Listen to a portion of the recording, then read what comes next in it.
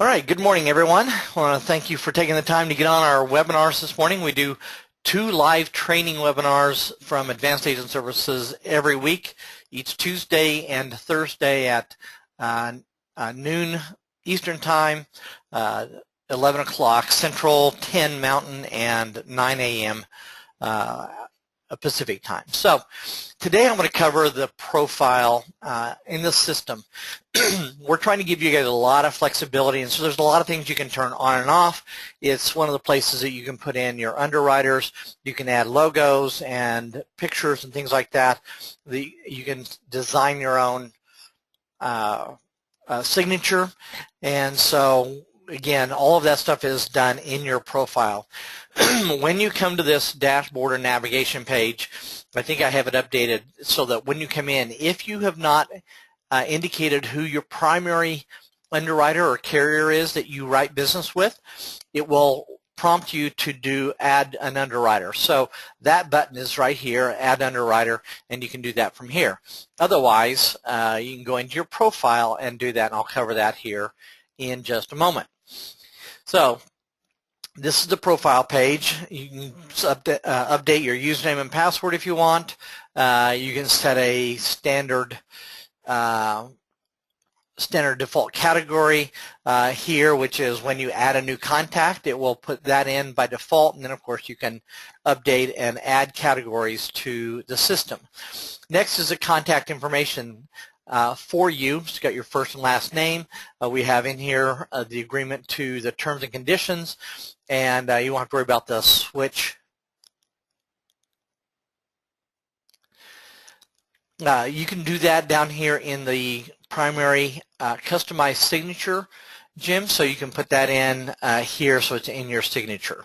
So down here, when you initially sign up in the sign up page for the system, it will take all of these fields and put them in here. Now you can come back in and edit that. So I'm just going from scratch. I'm going to go ahead and add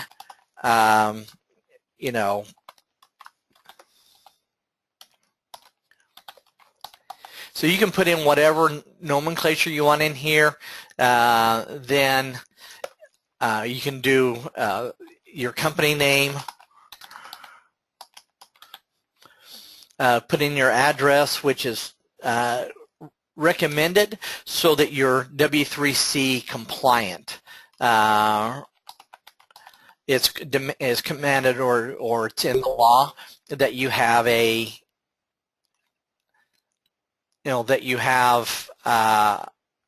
in there your physical address. Now you can do a mailing address as well, but your physical address helps, and as long as you have some way that they can contact you other than through the internet.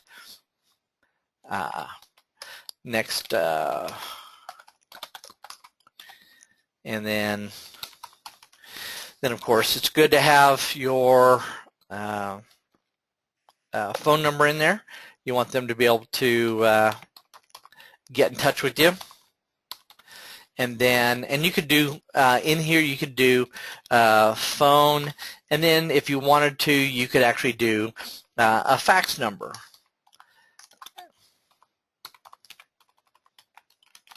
as well, plus your email address.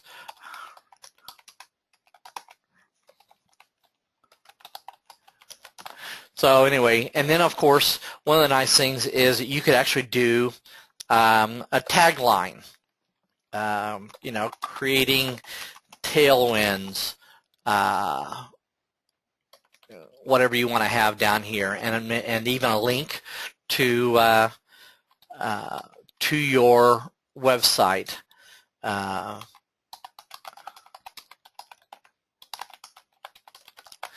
So you can customize this pretty much as you want, up to 250 characters, and then this will go out on every single email. Next, you can put in your company website, and then the audios directory. Now this is defaulted. If you have an audios directory on your website, we will use this website plus the audios directory. Same thing for videos. So if you have a videos website where you have a bunch of videos, that you've created or you've purchased from someone, then you can have it go to that videos directory. So all you have to do is put in videos .html or whatever it is. So it would tie these two together.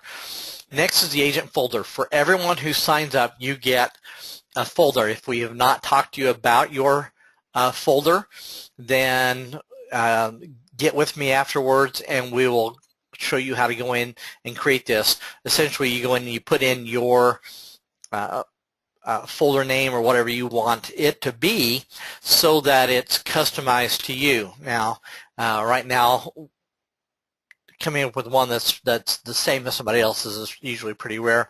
We recommend your first letter, the first letter of your first name and your last name, but if you have a company name, you can do that as well. We just recommend that it's short enough for you to remember. We don't have a referrals system in place yet, but that's one of the things we're going to be working on this year. And so there would be a referrals page. Now, if you have a referrals page, you can put that in here as well. Don't worry about the supervisor admin code. As we expand and we give people the opportunity to come in, maybe you have an agency and you've got other agents and you want to be able to generate reports. Eventually, you'll be able to generate reports based on your supervisor or admin code for all of the agents in your agency. Next, you can set the earliest appointment time. Now, on the Contact Manager, there's a place to set and view what the appointments that you're setting are. Now, it defaults from something like, I don't know, 5:30 or 6 a.m. to 9 or 10 at night. You may not want to be able to have all those available, so you would set in here the earliest appointment time and then the last appointment time. So it gives you a limitation in your schedule to display those that time frame for your appointments.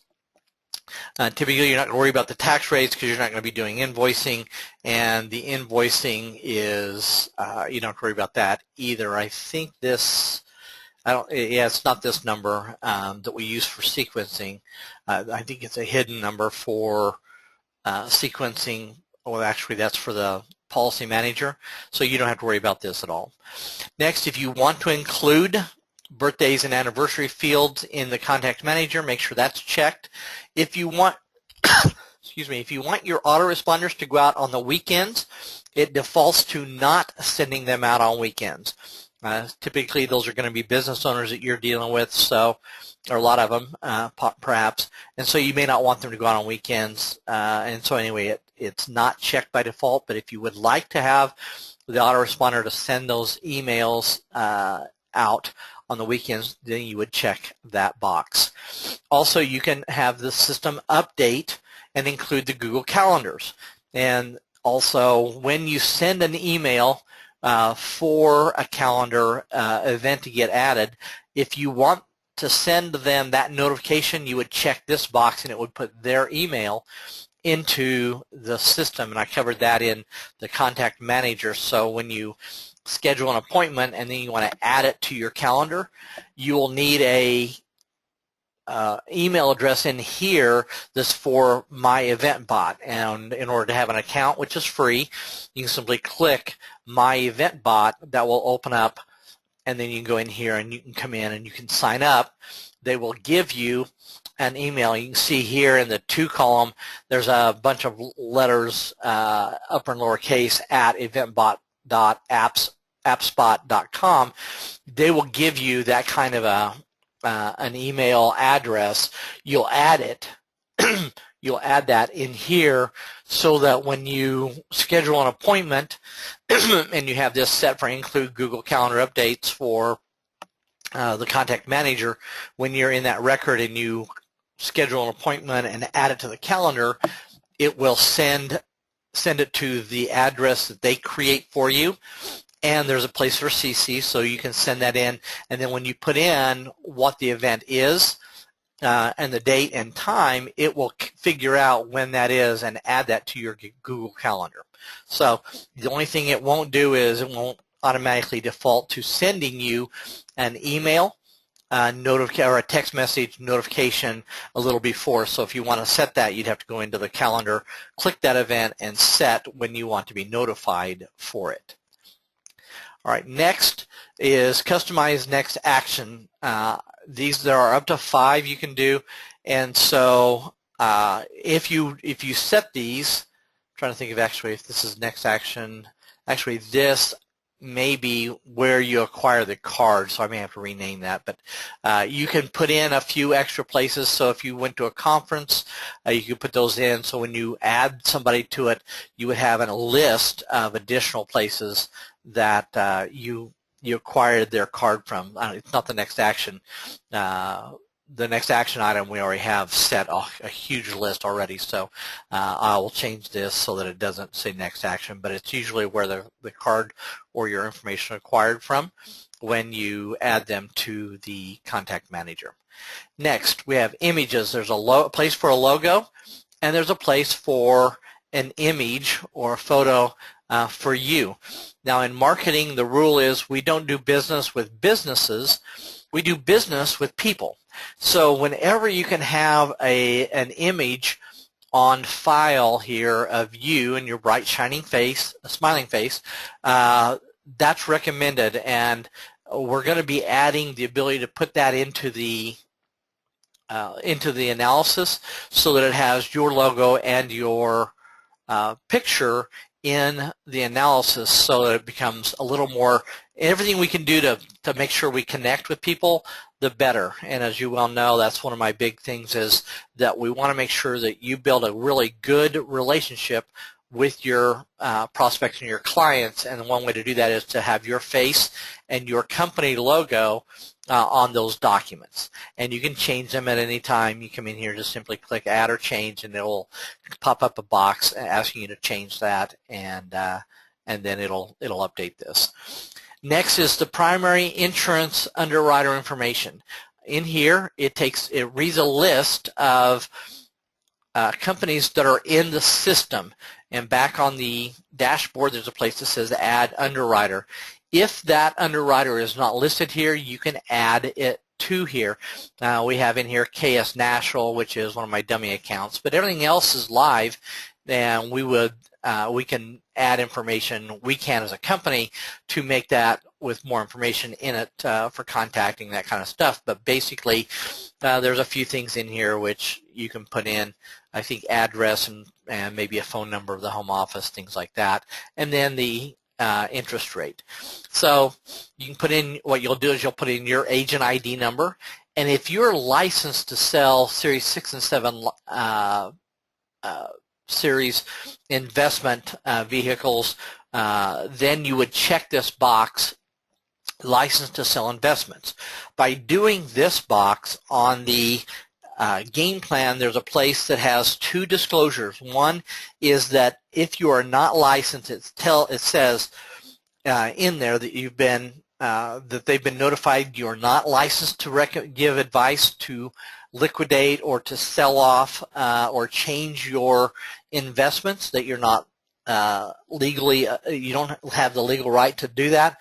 We don't want you guys getting in trouble telling people to liquidate something. Now, it doesn't mean you can't show a couple of different illustrations or run in a couple of different analysis showing them what happens if they do or if they don't. But if you need to make sure that that it's set so that they know that you are or you're not licensed to give them that advice. So that's in here. Next, you'll set your ratio. The pretty standard ratio for the system. If you don't put anything in here, it defaults to a 60-40. If you like doing something 65-35, just changing one of these will change the other, because it can't come to more than 100%. So if I do 40% here, it will change the other one. So either one of these you can change.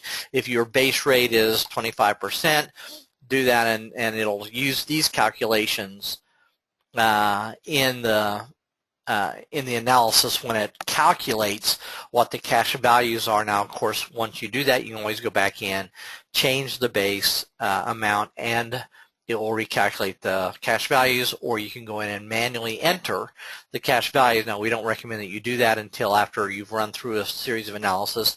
Then you may want to run an illustration and get that. You certainly want to do that once they have, once you've sold them a policy. You want to get those numbers and actually put those into the system.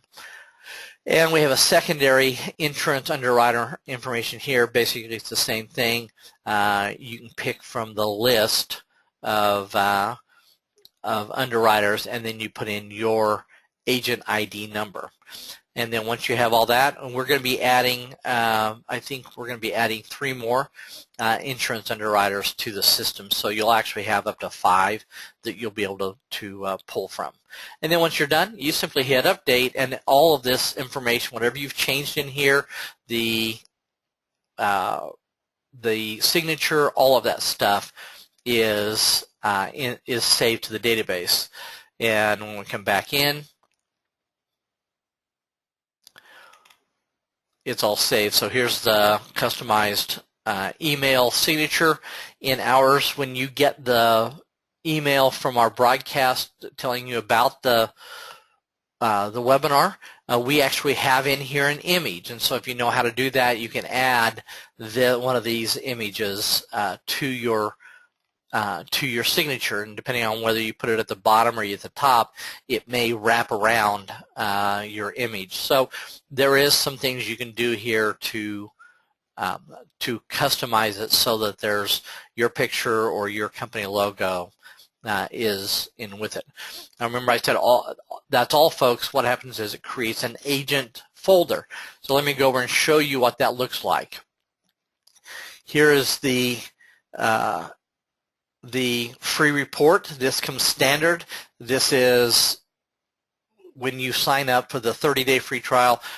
We usually follow up and make a call to you to see what you want to name your folder. Simply by putting that folder name in there, it defaults to the free report. You can send somebody to this page, and whether you have that on your email, whatever email client you use, or if you want to add that as your tagline, whatever, you can have them get, or tell them that they get the free report. What that does is when they put their name, phone number, and email address in, they'll get an email saying here's your free report, and also it will put them on the generic email autoresponder series, so they start getting for up to a year that email autoresponder teaching them the principles of IBC. Next is for those of you who have the marketing strategies, you can have a audios page that has the links to or play each of these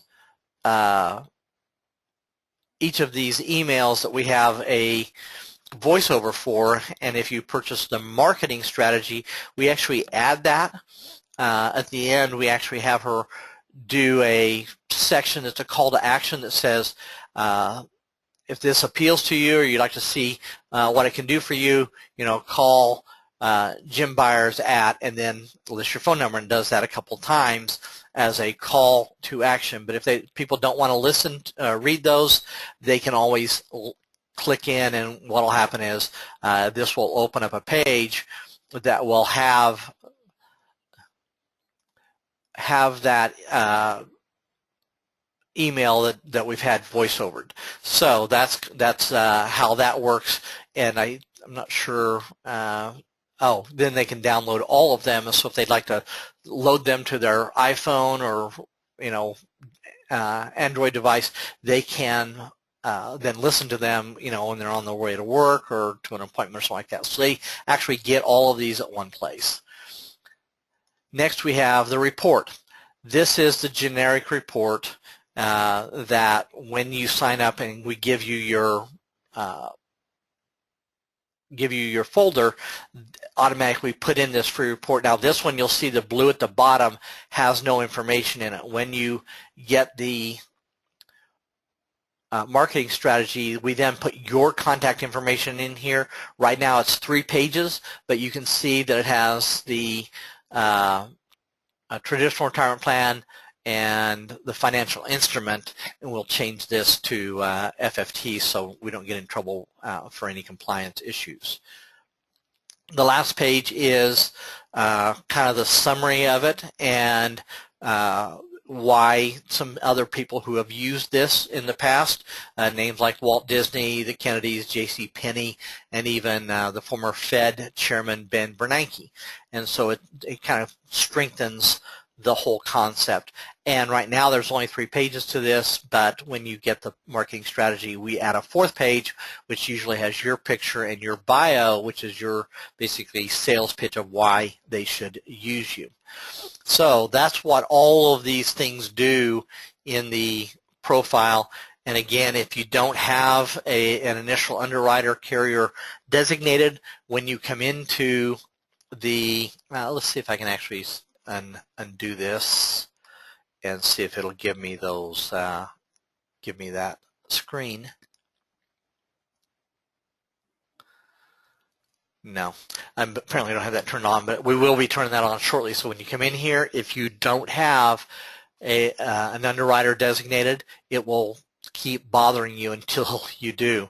The reason that's important is because in the future, as we add in various things for the analysis, as we find the way different carriers have their calculations and their formulas for the cash values, we'll eventually be able to add in knowing what carrier you want to use and make that a little more accurate for you. And I mean, they're basically going to be in the same ballpark, but at least we can increase the accuracy because some of them front load them a little heavier than others, and then others have down the road, they have them stronger as well, or it ends up being something with dividends. And as we continue to add features to this and we have a thing for passive income, that will become more and more important depending on which carrier you are with. So at this point, I'm going to open up the lines and take any questions. So does anybody have any questions about what I covered, first of all? Well, I asked a couple of questions that you didn't respond to. But I did get the picture. I've got the picture working, so but then I don't see it on my profile when I do anything. So the picture's uploaded. The picture's uploaded, but it's uploaded. And the other issue.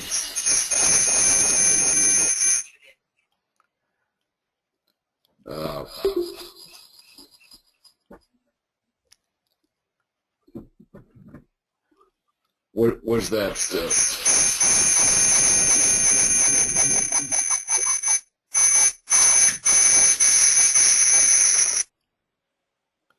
Okay, Jim, we're getting tons of feedback there from you for something. Oh. Okay, are you still there? Eventbot.com. Remember we had issues with that before? I'm sorry, say that again. The My Event yeah, that. Remember, I tried to do that before, and you were surprised that wouldn't allow me to do it. And also, why does my picture, now that I've uploaded it, is not showing on when I do print analysis?